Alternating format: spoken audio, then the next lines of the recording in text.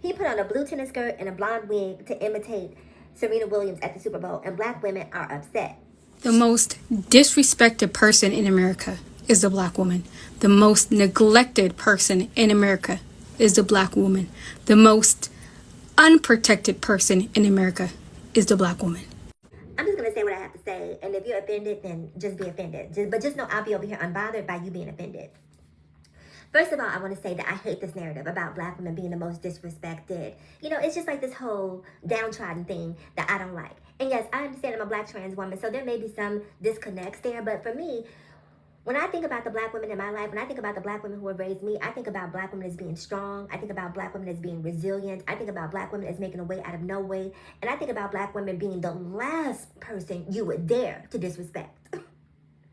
Do not disrespect a black woman that I know, okay? Because not only will she gather you, but all the people around her in the community who love you will gather you also. So I don't like this whole narrative about black women being disrespected and being downtrodden and not necessarily, black women are the backbone, excuse me. Black women make happen when it's not supposed to happen. Black women will make $20 and make a Christmas for 10 kids when they have to. We just heard that story about the black woman out of Detroit who was sleeping in the car with 5 kids because she wasn't going to let the system take one of her kids. And unfortunately, what happened to her. But the point is, she was in survival mode, right? Because that's what black women do. Black women know how to survive. And I've seen other content creators talk about they get tired of having this strong black woman moniker placed on them. And I get that. But black women are strong. It's in the DNA. And so I just hate this narrative about black women being the most disrespected.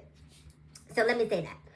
I also wanted to say that while we're having a conversation about being disrespected, I also have to be honest with you and say, as a black trans woman, and this is where the disconnect will happen, I know a lot of you will get upset, is that I also feel like black women can also be some of the most disrespectful. And I'm not talking about all black women, but there is a swath of black women in particular. And if you live on social media, if you've been on social media, then you've seen exactly what I'm talking about when it comes to homophobia and transphobia, right? And so to be so committed to this whole notion that black women are the most disrespected and ignoring the disrespect that is perpetrated by black women in many instances, I'm going to post some of it right here so you can see it. Imagine walking down the street looking at me and being like, oh my God, she's a man, a damn man. Because you ain't fooling nobody except for your damn self. And see, the worst part of that video is not what he said, because we can look at him and we already know that he's probably trans adjacent with gynecomastia, probably with a 36C or above, right? So we discount what he has to say because he doesn't count. Look at him. The sad part of the video is when you look at these comments from black women. And I guarantee you, these are the same people who are upset about Serena Williams, a large portion of them. But yet and still, you come over here and try to interrupt somebody else's piece for absolutely no reason, unprovoked, right? But somehow you are able to see when discrimination is being perpetrated on you, but you have absolutely no qualms with turning right around and giving that bullshit to somebody else. It's hypocritical. And it's just like, when do we get to a point that we can really have open and honest conversations about the bigotry that exists within the black community as it relates to LGBTQIA+ plus people? When do we get to have that conversation openly and authentically? Because it's there. I know it's there. Black women aren't always the victims. Sometimes they can be the victimizers. And one would think, right, if you understand what it feels like to be disrespected, then why go out and be disrespectful? Whether you agree or you disagree with another person's personal choices is immaterial, because at the end of the day, it's not your choice.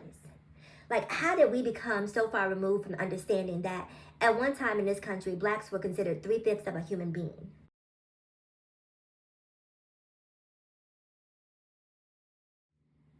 Not even a whole person, 3/5.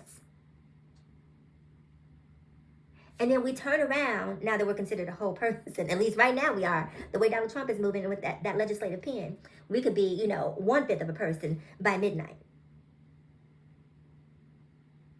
And I need for that to sink in for a lot of people who are homophobic and transphobic in the black community. And yes, I expect more from black people, I'm sorry.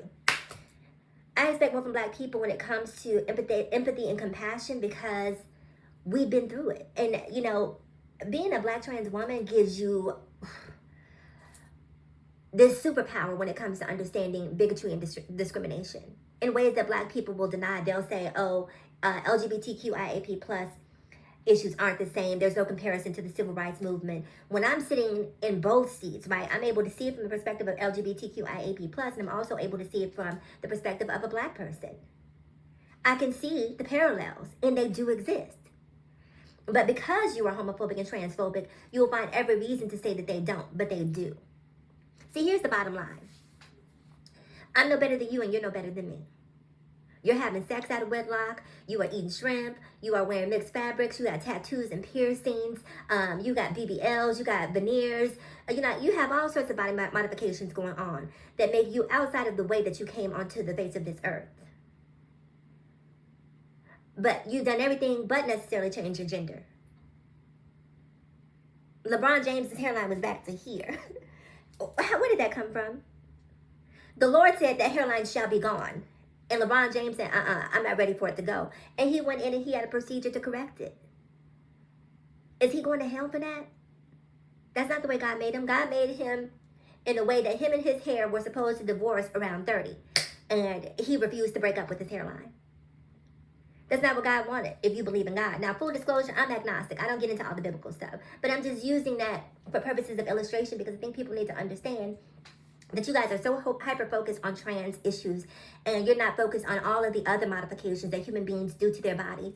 All of these plastic surgeries centers exist, these mommy makeovers, where people are getting lipoed and BBL'd and breast augmentations and, fat transfers and all of the things, bariatric procedures where people who are now taking Ozempic and Wegovy for weight loss because they lack the discipline. That's gluttony, which is quote-unquote a sin, if you believe that. But my point is, if you really believe in God, then why are you so uncomfortable with allowing God to do the judging? He doesn't need a proxy. Sit down somewhere. So here we are, 2025. And we are a country divided. We are divided within our divisions. Do you understand what I'm saying? Like you're fighting against trans women about using the bathroom. And if I asked you to name a time when you were accosted or assaulted in any way by a trans woman in the bathroom, you couldn't tell me one. And Trump is propagating this notion that trans women are out here attacking cis women in bathrooms. You know why that's not true, right?